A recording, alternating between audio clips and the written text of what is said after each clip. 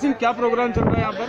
ये मोदी जी के द्वारा कहे हुए लफ्ज़ों का हम लोग स्वागत करते हैं और उनके सम्मान में हम लोग बर्तन बजा करके, शंख बजा करके कोरोना वायरस का आह्वान करते हैं, जिससे कि हमारे देश में जो संकट आया हुआ है वो दूर चला जाए। भाग corona, go back corona, corona go back China. Modi तुम संघर्ष करो, हम तुम्हारे साथ हैं।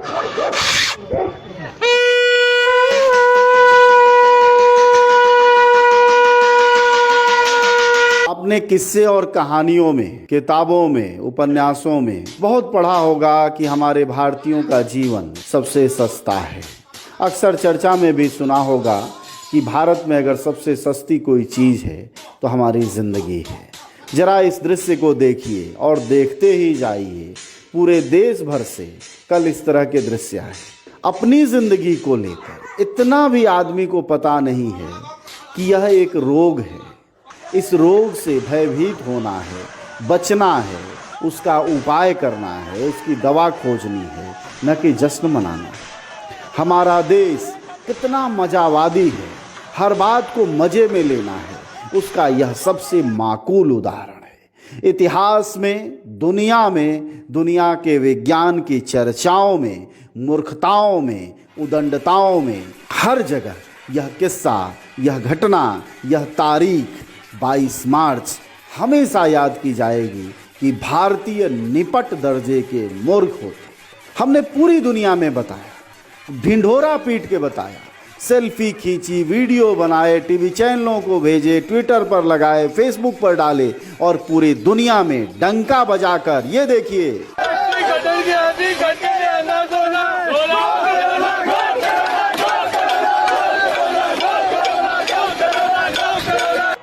डंका बजा बजा कर, थालियां पीट पीट पर, शंख के उद्घोष कर करके हमने बताया कि हम दुनिया की सबसे जाहिल, मंदबुद्धि और बकलोल कौमों में से एक हैं। आप जरा सोचिए, यह दुनिया की महामारी का वक्त है। हमारे देश के वैज्ञानिकों को, प्रशासन को, शासन को, किसी को कुछ नहीं पता कि ये इस रोग पर काबू कैसे पाया जाए। उसका एक उपाय हमारे प्रधानमंत्री ने सुझाया और उनको ये लगा कि हमारे पास चूँकि स्वास्थ्य सुविधाओं की स्थितियां इतनी अच्छी नहीं हैं, हमारे यहाँ अगर लोग बीमार पड़ने लगे तो जिस तरह आबादी है और हमारे यहाँ जितना न्यूनतम स्वास्थ्य सुविधा है उतने में ये देश महामारी का देश बन जाएगा और राज्य के राज्य साफ हो जाएंगे इस बीमारी से। ऐसे में एहतियातन प्रधानमंत्री ने कहा कि आप 1 दिन का कर्फ्यू रखिए।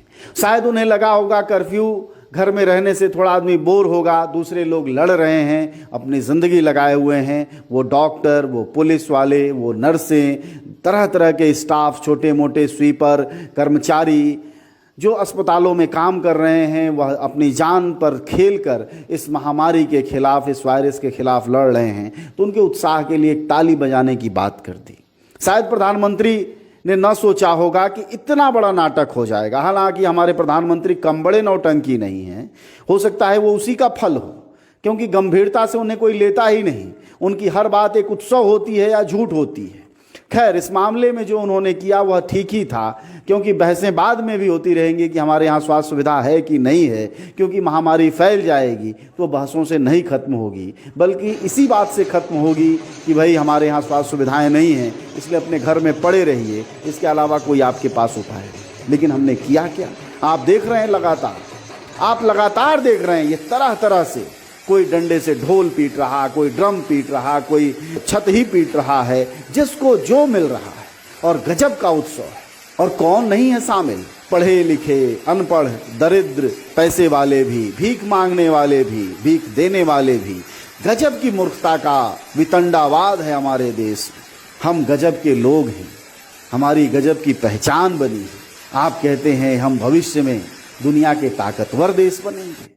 क्या ये मूर्खों की जमातें जो जश्न मना रही हैं, जब इनके ही अपने अस्पतालों में जाएंगे तो कैसे ये रोते गिड़गिड़ाते ये लोग, और कैसे उन अस्पतालों में पहुंचेंगे? कौन नहीं जानता इस देश में संसाधन कितना है। इस देश के बड़े से बड़े शहर में एक साथ 5,000 लोग अगर भर्ती होना चाहें अस्पतालों में तो वह लगभग असंभव है। ना हमारे पास डॉक्टर हैं, ना दवाएं हैं, ना इंतजाम है। कौन नहीं जानता, हर आदमी का ये अनुभव है, सरकार भी इस बात को जानती है। तभी तो कहा था कि अपने घर बैठिए और उत्साह के लिए थोड़ा बहुत जो आप थाली ताली बजा सकते हैं बजाइए। लेकिन किया क्या हमने?